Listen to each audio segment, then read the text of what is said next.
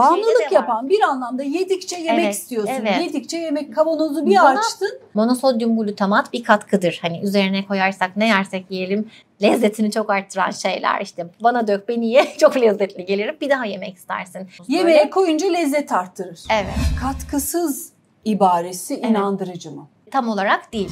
Kalkar kalkmaz bir şey yiyen insanların gün boyu şişkinlik yaşama oranları artmış oluyor.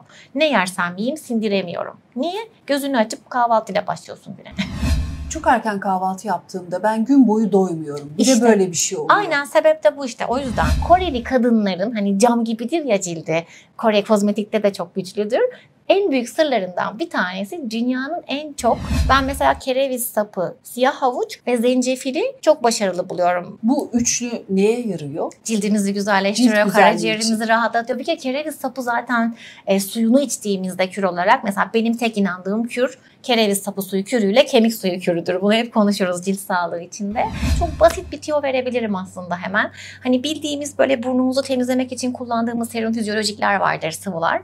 Bunları buz kalıplarına doldurup bu buzu, serum fizyolojikli buzu yüzünüzde dolaştırın. Etkisine inanamayacaksınız. Çok hızlı bir şekilde sakinleştirecektir cildinizi.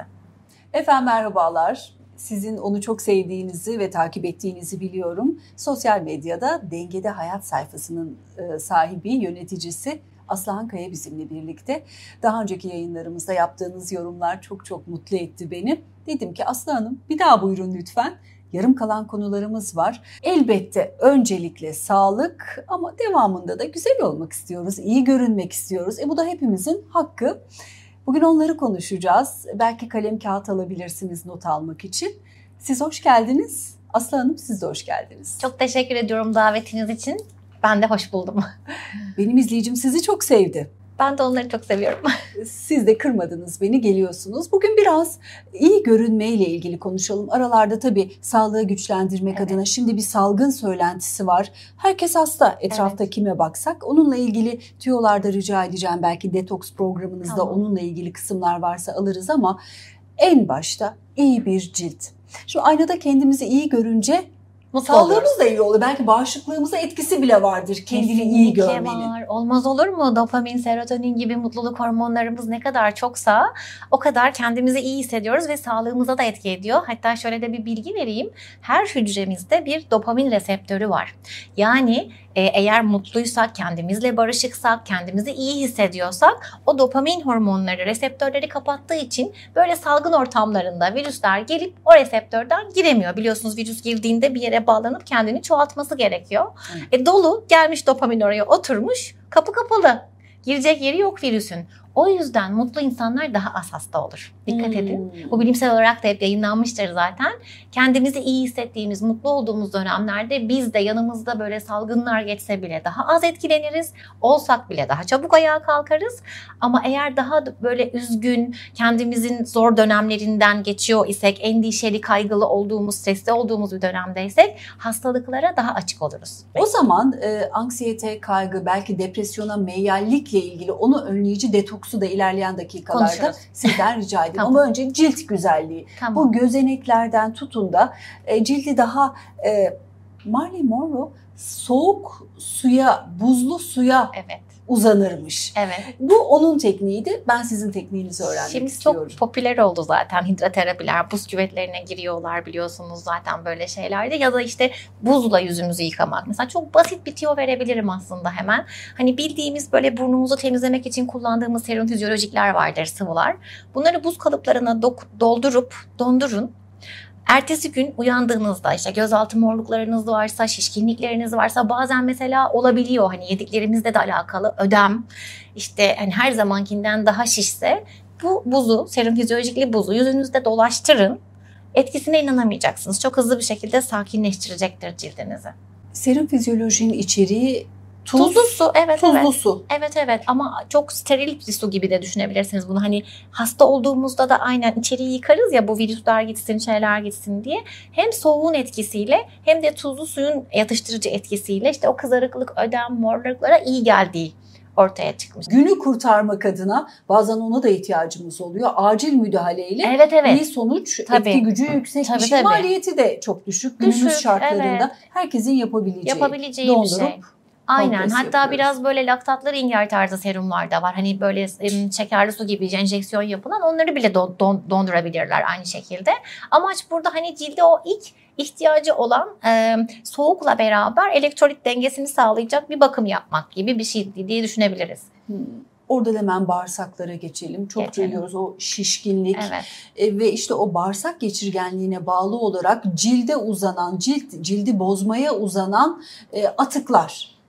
Evet. Bağırsağımızı nasıl güçlendirelim? O atıklara bariyeri nasıl oluşturalım? Şimdi gün içerisinde inanılmaz bir toksin mazuriyetimiz var. Yaklaşık 700'e yakın olduğunu kanıtlamış bilim. Yeni doğan bir bebeğin bile kordon kanında, daha bebek hiçbir şey yemedi içmedi, 300 tane toksin madde tespit edilmiş. Yani korkunç bir şey, annenin beslenmesinden geçen. Bizlerin de aynı şekilde işte kalktığımızda soluduğumuz hava, duşa giriyoruz, kullandığımız kozmetikler, şampuanlar, diş macunları, kahvemizi demliyoruz, salata yediğimizi düşünüyoruz mesela, yiyoruz veya içerisindeki tarım ilaçlarıyla böyle başladığımız bir gün döngüsünden yola çıkarsak korkunç bir toksine maruz kalıyoruz. Şimdi bunları temizleyecek organımız neresi? Bizim toksinleri atacak, detoks yaptıracak organlarımız karaciğerimiz, bağırsaklarımız, böbreklerimiz ve cildimiz.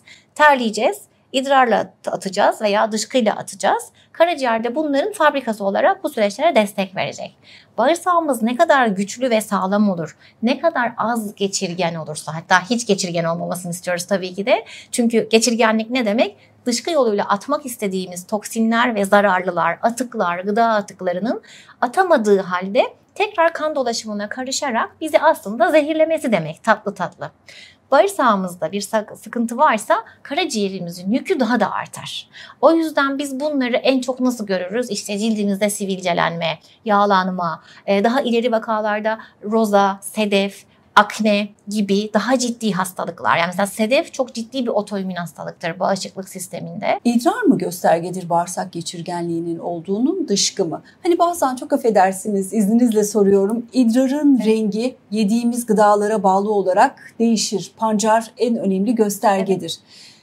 Pancar ya da kırmızı besinler yediğimizde idrarın rengi değişiyorsa geçirgenlik çok denebilir mi? Tam olarak öyle diyemeyiz. Aslında bu çok güzel bir şeye değindin. 3 pancar testi deriz biz buna fonksiyonel tıpta. 3 pancar yediğinizdeki ölçü aşağı yukarı sizin dışkı transit sürenizi anlamanıza yardımcı olur.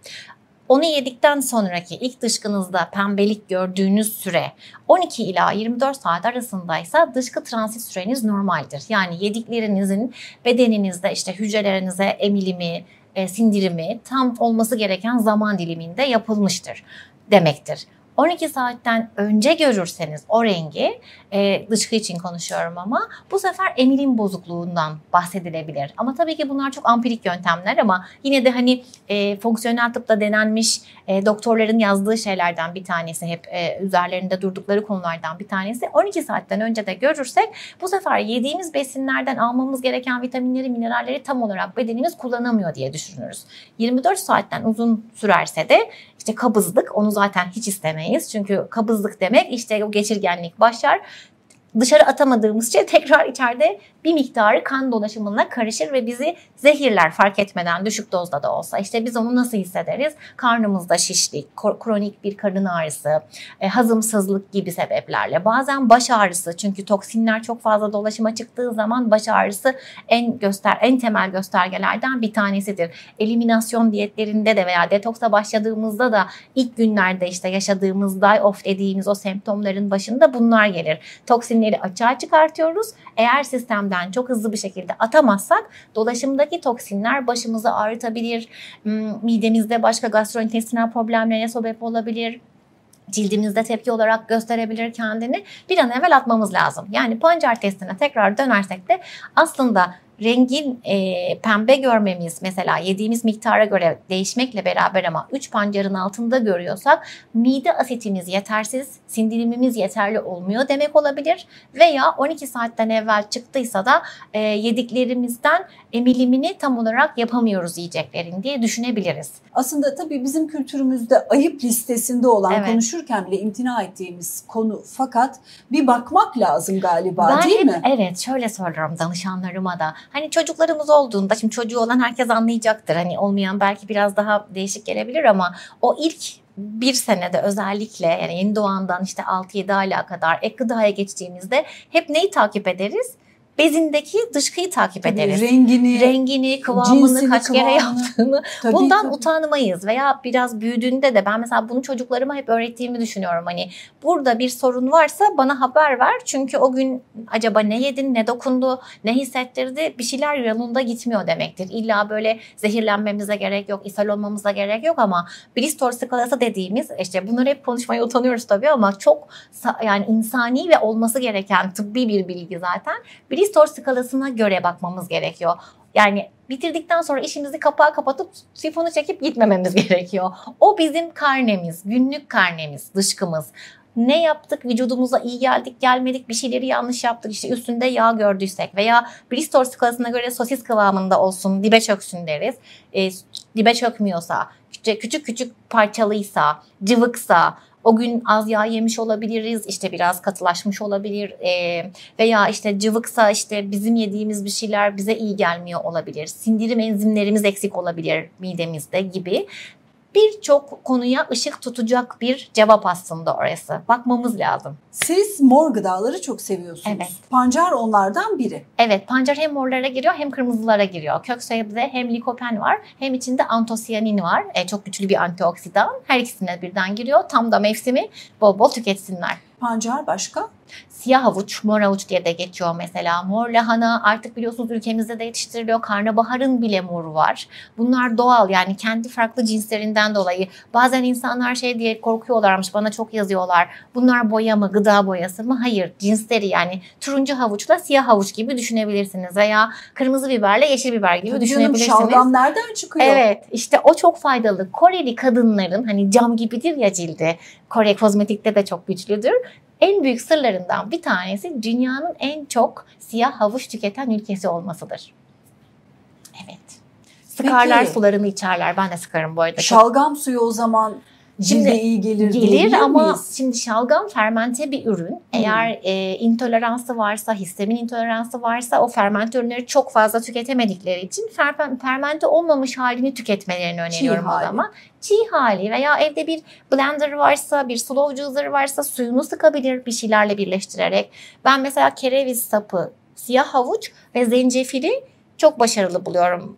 Böyle suyunu sıkıp böyle bir hafta falan içip en azından hani kür gibi değil çünkü her küre inanmıyorum. Bunu hep konuşuruz seninle ama içimizi temizlemek ve biraz böyle bunların faydasından yararlanmak adına güzel bir karışım. Bu üçlü neye yarıyor? Cildimizi güzelleştiriyor, karaciğerimizi rahatlatıyor. Bir kere kereviz sapı zaten suyunu içtiğimizde kür olarak mesela benim tek inandığım kür kereviz sapı suyu kürüyle kemik suyu kürüdür. Bunu hep konuşuruz cilt sağlığı içinde.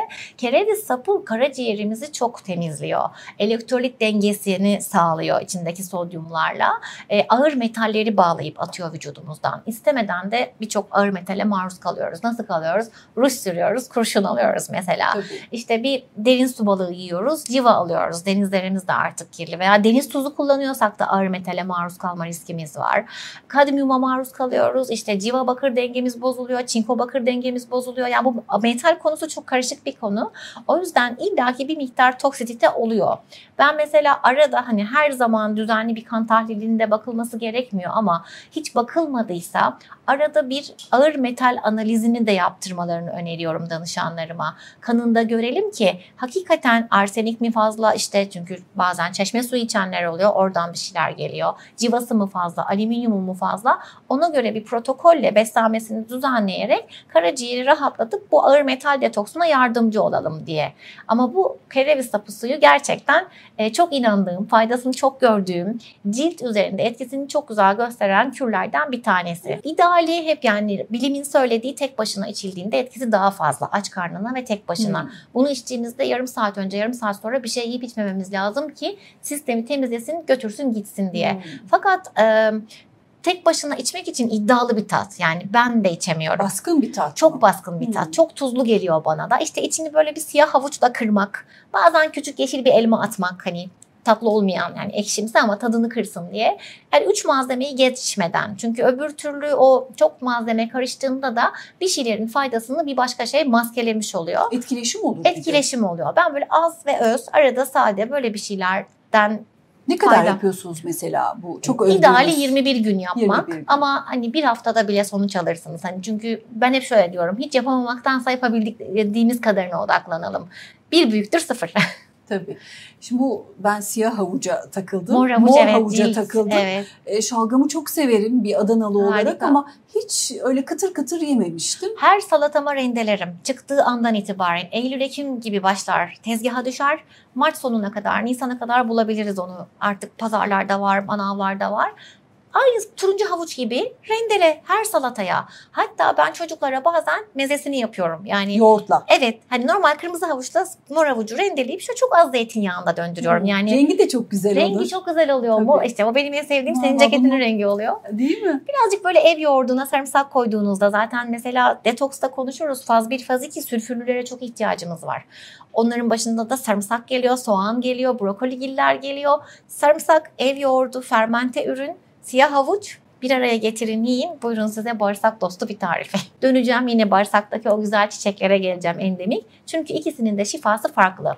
Limonlu su bugün artık kanıtlanmış bir şekilde karaciğerimizin o ilk detoksunu destekliyor sabah saatlerinde. Gece boyu çünkü zaten çalışıp detoks yapıyor organlarımız ama sabah son atıklar var. Buna çok güzel, hem suyla götürüyor bunları, işte idrarla, işte dışkıyla atacağız demiştik ya. Limonlu su bir kere karaciğerimizi dengeliyor. Arkasından bedenimizi alkali yapıyor limonlu su. Asitik ortamda biliyorsunuz mikroplar çoğalır, virüsler çoğalır, hastalıklar artar. Bedenimiz ne kadar alkali ise o kadar sağlıklı oluruz ve cildimiz de o kadar güzel olur bu arada. Ama sirkeli suyun da şöyle bir faydası var. O da gastrointestinal sistemi ve bağırsaklarımızdaki iyi bakterileri destekliyor. O yüzden biraz ondan, biraz ondan. Hep doz ve denge diye anlatıyorum. Çeşitlilik diye anlatıyorum bunları ben.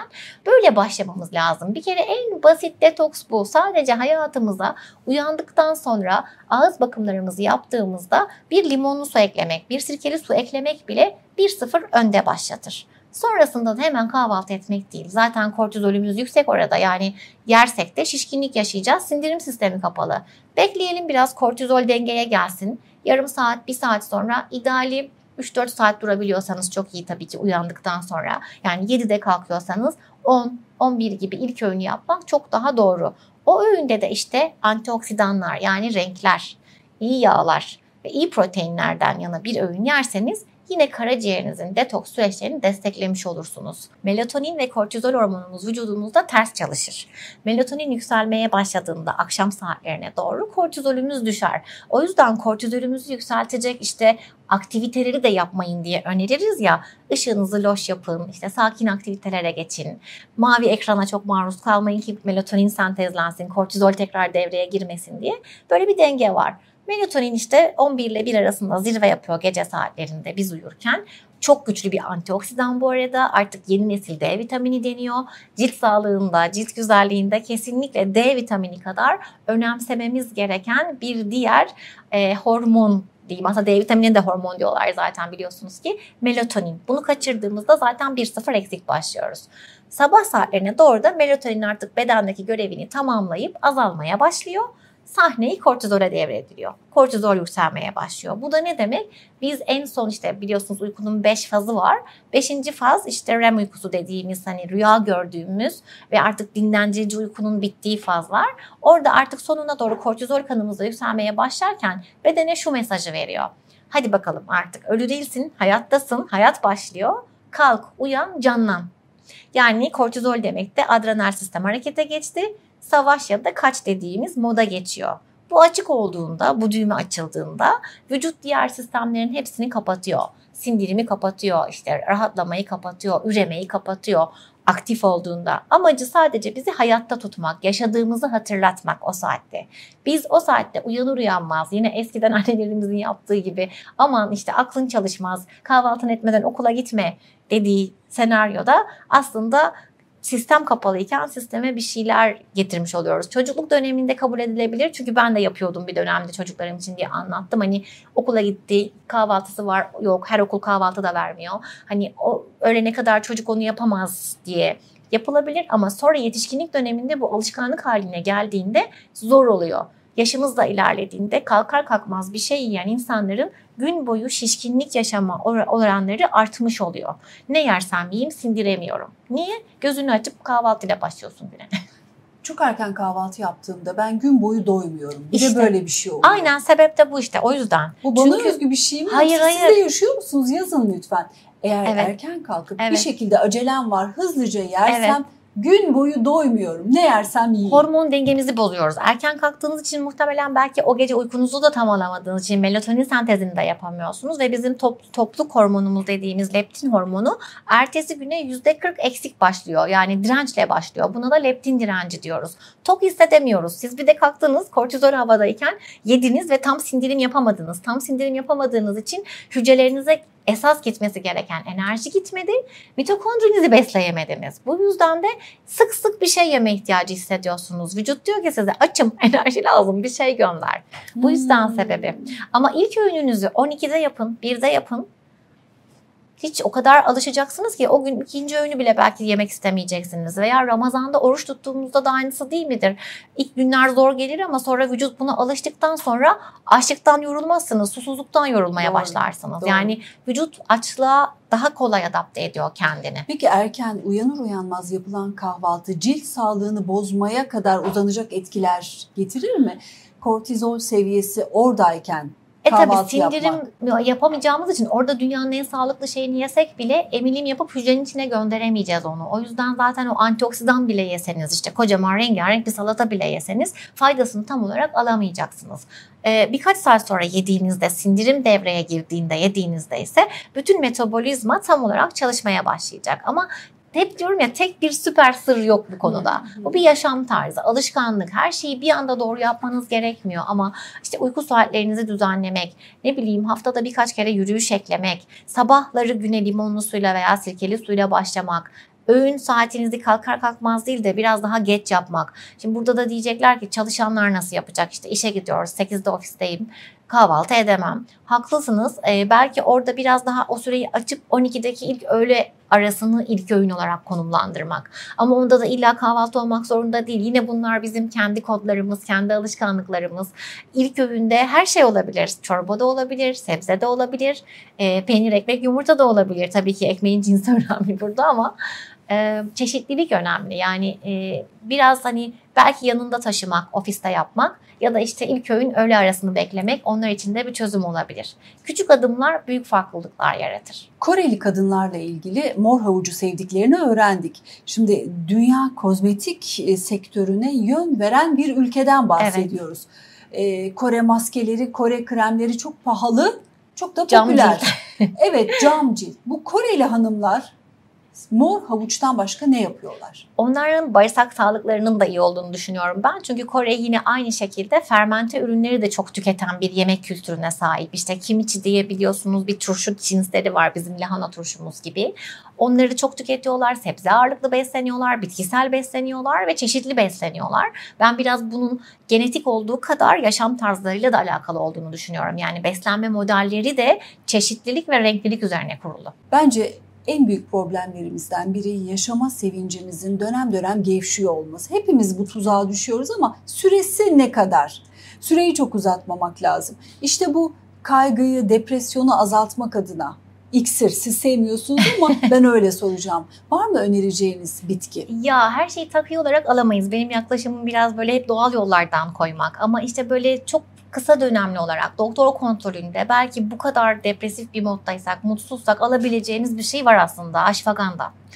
Hindistan kökenli bir bitki, takviye olarak da yapılabiliyor ama dediğim gibi her zaman doktor kontrolünde. Çünkü aldığımız şey çok masum dahi gözükse kullandığımız bir ilaçla etkileşime geçebilir, beslenme tarzımızda yediğimiz ürünlerle etkileşime geçebilir.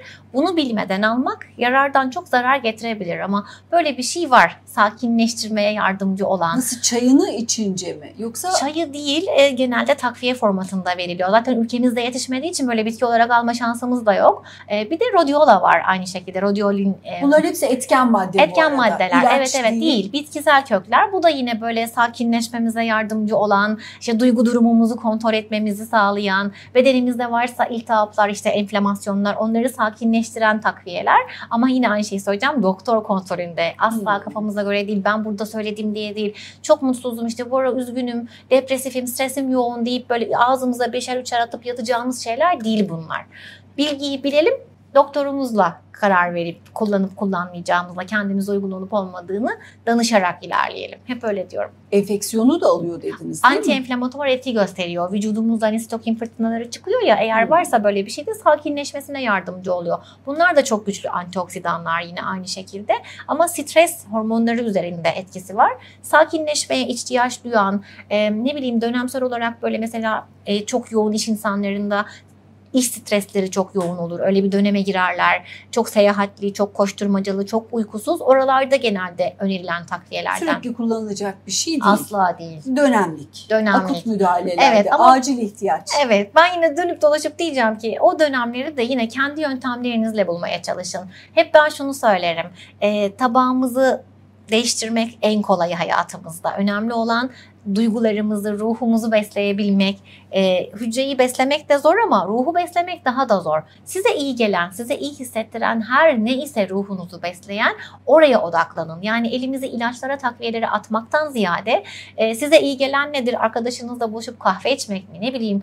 Kadınların kendi arasında yaptığı buluşmalarda işte o güzel sarmaları, dolmaları yemek bile hani rutinde değil ama arada ruhunuza iyi gelen. Bir konsere gitmek olabilir, bir müzeyi gezmek olabilir, çocuklarınızla yakın yerde bir yeni yeri keşfetmek olabilir gibi ruhunu besleyecek şeylerle sakinleştirmek. Yoksa bunun sonu yok. Sonsuza kadar avuç avuç brokoli de yeriz, ashwagandha da içeriz ama yani hep bir şeye bağlı oluruz. Aslında cevaplar hep kendi içimizde. Evet, ama bu dediğiniz döngüye girebilmek adına da pik yapmış bir şeyi önce bir baskılamak gerekiyor ki bu önerileriniz karşılıklı. Aynen. Akut bir de size iyi gelmeyen insanlardan kaçın. Onu hep söylüyorum. En zor detoks, toksik insan detoksu. İyi gelmeyen insanlardan kaçın. Evet. Kaçarak uzaklaşın. Evet. Az önce enfeksiyon dediniz. CRP, düşmeyen CRP çok sık duyduğumuz bir şey. Tıp bile zaman zaman sessiz kalabiliyor. Yapacak bir şey yok.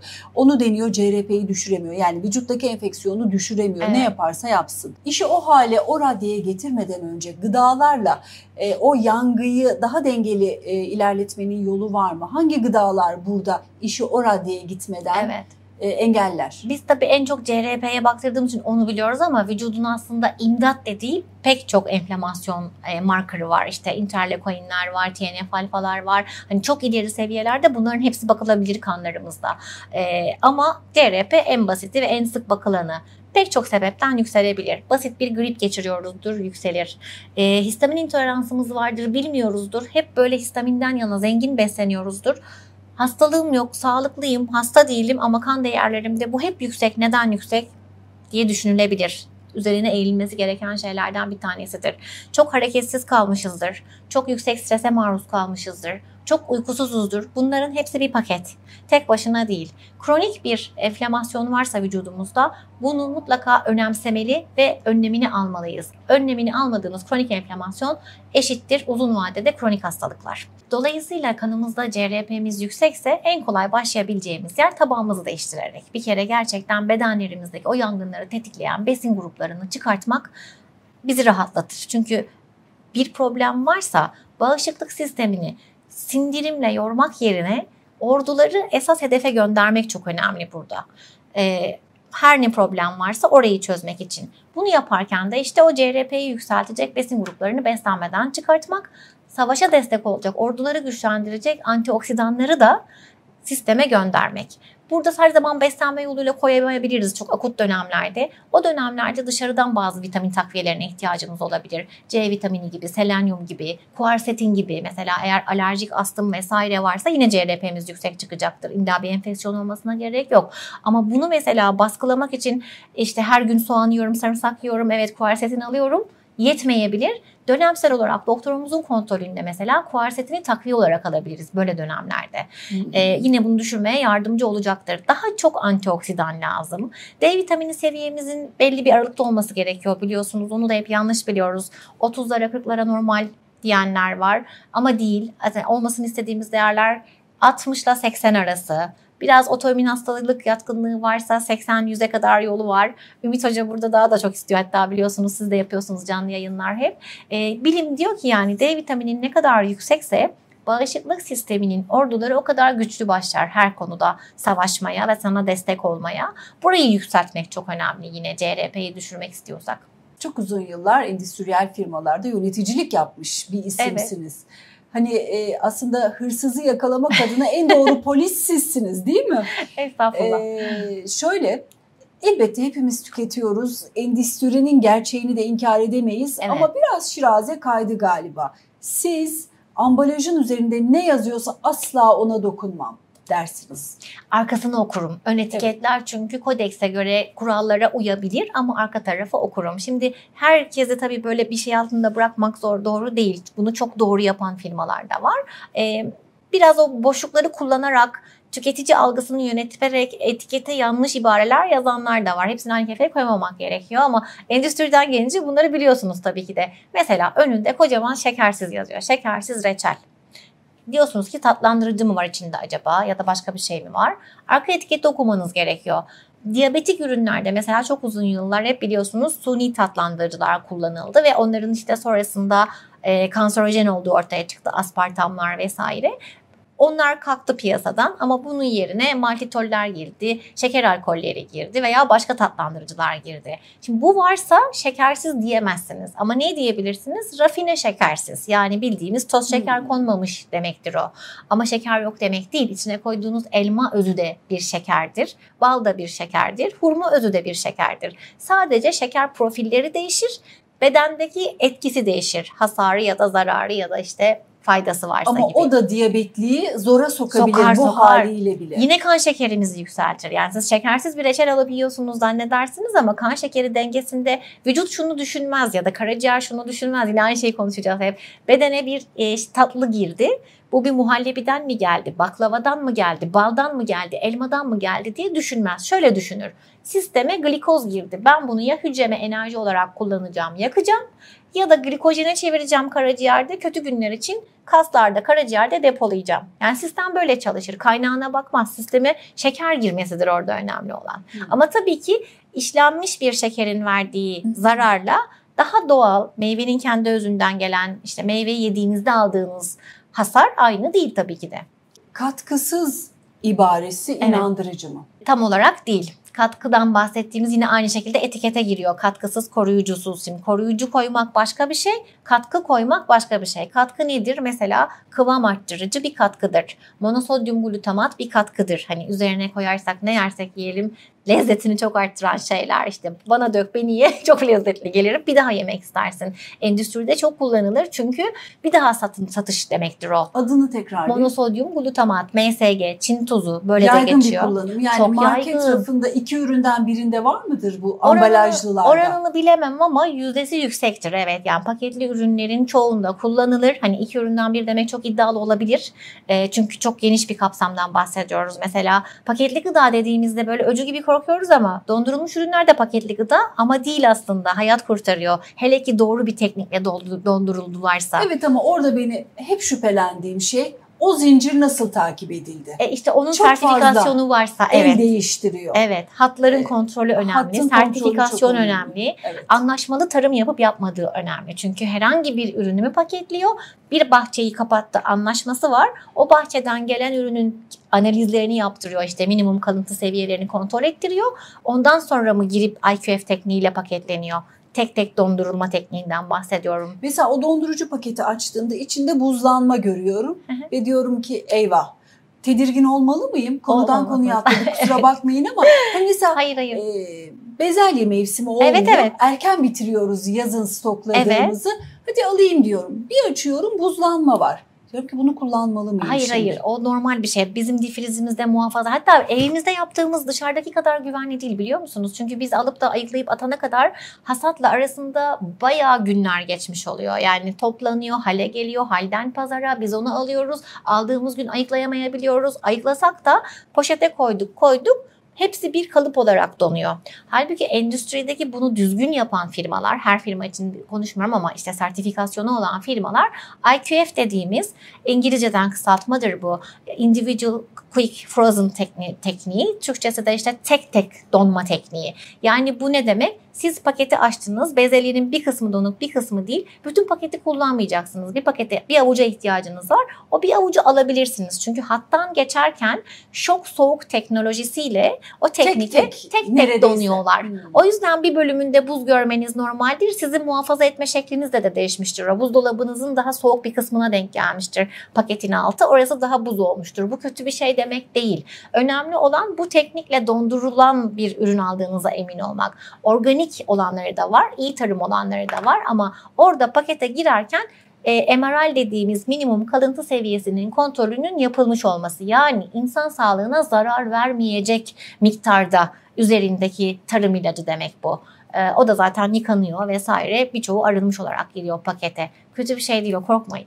Az önce bağımlılık yapan yarım kalmasın. Biz genelde siyah ve ekmeğin üzerine sürdüğümüz için bu şeyi yaparız, ibareyi kullanırız. Bunda bu bağımlılık yapan etken madde var diye. İşte içecek, o kolalı içecekler için kullanırız. Ama anladığım kadarıyla endüstri bunu daha yaygın monosodyum glutamat için ne diyorsunuz?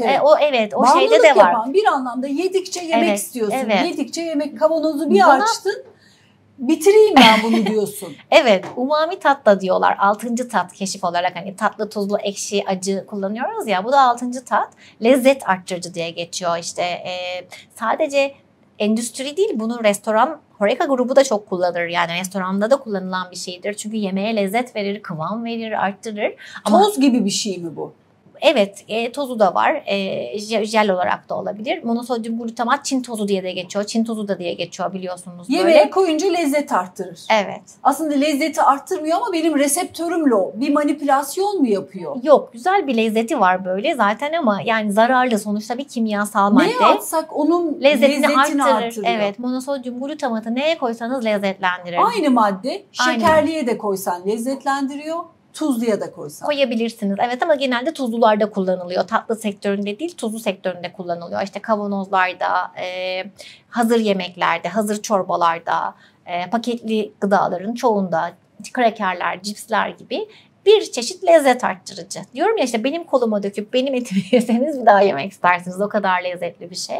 Fakat zararlı, yani günün sonunda bir kimyasal toksik olarak görülüyor ve vücut bunu zor tolere ediyor. Hatta bunu çok fazla tüketen insanlarda histamin intoleransının daha yatkın olduğunu da tespit etmiş durumdalar. Şekerli versiyonu ne bunun peki?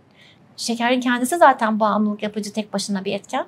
Şeker bağımlılık yapıyor. Peki sentetik şekerde bağımlılığı artıran bir şey mi? Tabii arttırır. Hepsi arttırır. Eryotiller, maltitoller, yani damak hep onu ister. Şekerli tat ister. Siz herhangi bir tatlıyı 3 gün, 4 gün, 5 gün, yani 21'i beklemenize gerek yok. 3 gün bile kesseniz, meyve yemediniz, hiç tatlı yemediniz, bal yemediniz. 3. günün sonunda tat reseptörleriniz tatlı istemez zaten.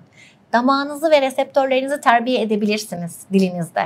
Ben tatlıya çok düşkünüm, o yüzden vazgeçemiyorum diyen bağımlılık aslında. Beynimizdeki bağımlılık merkezini. Peynir mesela böyledir. Benim en çok karşılaştığım danışanlarımda, ya ben peynirsiz yapamam. Ben her türlü.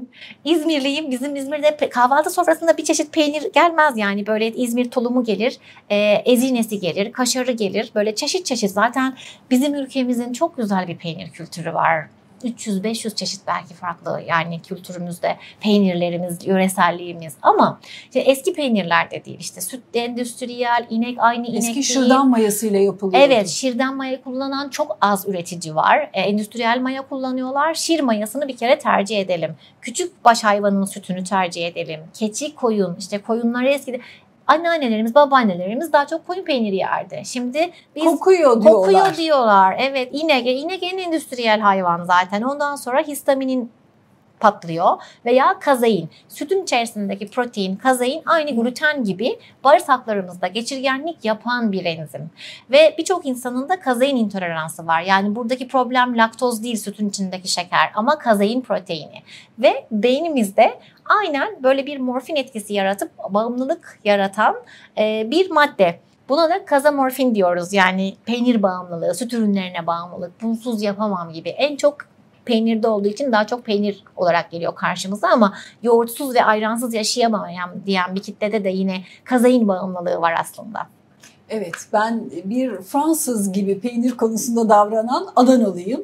Meyve ile bile yerim peynir. Evet işte ama seçici olmak gerekiyor. Az yemek gerekiyor. Küçük başı tercih etmek gerekiyor. Ben de öyleydim. Bakın damak tadımız, gastronomik şeyimiz terbiye edilebilir. Bunu değiştirebiliriz. Yani birazcık ilk başlarda zorlanırız ama alışkanlıklarımızı değiştirebiliriz. Yeter ki aklımızı alalım. Genelde aklımızı almak istemiyoruz. İşimize öyle gelmiyor. Tadını seviyorum deyip geçiyoruz. Ama bu bir bağımlılık ve alışkanlık. Çok güzel bilgiler verdiniz. En önemlisi de ben oldum olası tatlıya düşkünüm diyenler hiç onun arkasına sığınmayın. Evet. En fazla 4 gün tatlı yemeyin. Ben bunu duydum da biliyor musunuz? 21 gün yemedim sonrasında tatlı midemi bulandırıyor diyen tatlı perestler duydum. Bu her yiyecek grubu için geçerli bu arada. Mesela kahveciler için de geçerli. Kahvesiz yaşayamam. Siz de çok seviyorsunuz mesela. Evet. Kahve de aynı şekilde. 21 gün ben her grubun başladığında derler ki her şey tamam da biz işte kahvesiz yapamayız. Hep derim ki ne olur tecrübeme güvenin. Binlerce insanla artık çalışıyorum. Yani bu kadar çok elimde vaka var. Bir güvenin 3 haftanın sonunda içtiğiniz kahveden şimdi aldığınız keyfi ve tadı almayacaksınız diye. Dil tomurcuklarımızı da değiştirip temizliyoruz ya biz böyle detokslarda, eliminasyonlarda. Dil temizlendikçe reseptörlerin tat duyguları da değişiyor. Ve gerçekten bakın istisnasız binlerce insandan yaptığım yorumu söylüyorum size, tecrübeyi söylüyorum. O kahveyi içtiklerinde aynı tadı almıyorlar, aynı hazzı almıyorlar. Bedeninizi revize edebilirsiniz, değiştirebilirsiniz. Alışkanlık bunlar hep beynimizle alakalı. Tatlıda da böyle 21 güne bile gerek yok. 3 gün 4 gün hiç yemeyin hemen başlar adapte olmaya vücudunuz. Bunun en güzel örneklerinden bir tanesi de benim. Ben tatlısız yaşayamam derdim 20'li yaşlarımda. Çok severdim yani özellikle sütlü tatlılar işte bir krem şokola, muhallebi hep isterdim. Ve çayımı da 3 şekerli içerdim. Yani bildiğimiz ince bardaklı belimize 3 küp şeker atardım. Ne kadar zarar vermişim kendime mesela bir dönem hayatımda. İşte üniversite yılları ders çalışıyoruz ya enerji lazım diye aynen. Kahve değil ama çay ve tatlı benim için böyleydi. Sonra bir gün bir yerde bir yazı okudum. Daha bu eğitimlerim yok bilmiyorum. O sıcak suyun içerisindeki şeker yağ olarak karışıyor ve yağ depolanıyor vücutta diye. Aha dedim ben kaç tane çay içiyorum günde. Bunu kesmem lazım. Ama çayı da tek başına içemiyorum. Yanına tatlıyla eşleştirerek hani o tatları sanki birlikte tamamlamam gerekiyormuş gibi düşünüyorum. Güzel de oluyorlar ama. Ama işte yanlış bilinenler ve alışkanlık bunlar. O zaman da şuna döndü olay. Her çayın yanına ağzıma atacak tatlı bir şey. Bir parça kurabiye, bir parça işte kraker, kek. Ama bu da sürdürülebilir değil ve zararlı. Ve sonra aynı böyle hani Pavlov'un köpeği eğitimi gibi teker teker önce şekeri kestim. Sonra çayın yanındaki tatlıyı kestim. Azalttım. Şu an hayatımda tatlı o kadar az bir yerde ki hiçbir zaman bir porsiyonu bitiremem. Bir kaşık tadımlık alırım. Doğum günü pastamı bile bir çataldan fazla yiyemem. Çünkü bu artık benim alışkanlığım. Tatlı tada karşı çok bir hevesi kalmadı bedenimin. Dizayn edilebiliyor. Edilebiliyor, evet. Programlayabilirsiniz bedeninizi tekrar bilgisayar gibi. Aslı Hanımcığım, peynir konusunda anlaşabiliriz ama şimdilik bu bölümde kahvemi size veremiyorum. Tamam, peki. Kahve devam. Birkaç kere daha geleyim, kahveyi alacağım bence. Peynir konusunda peki, dizayn edeceğim. Seçici olalım. Peki, çok teşekkür ederim. Ben teşekkür ederim, sağ olun. İyi ki geldiniz. Çok teşekkür ediyorum. Yorumlarınızı yapın, siz hangilerini feda edebilirsiniz? İzlediğiniz için teşekkür ederiz. Bir sonraki yayında görüşmek üzere.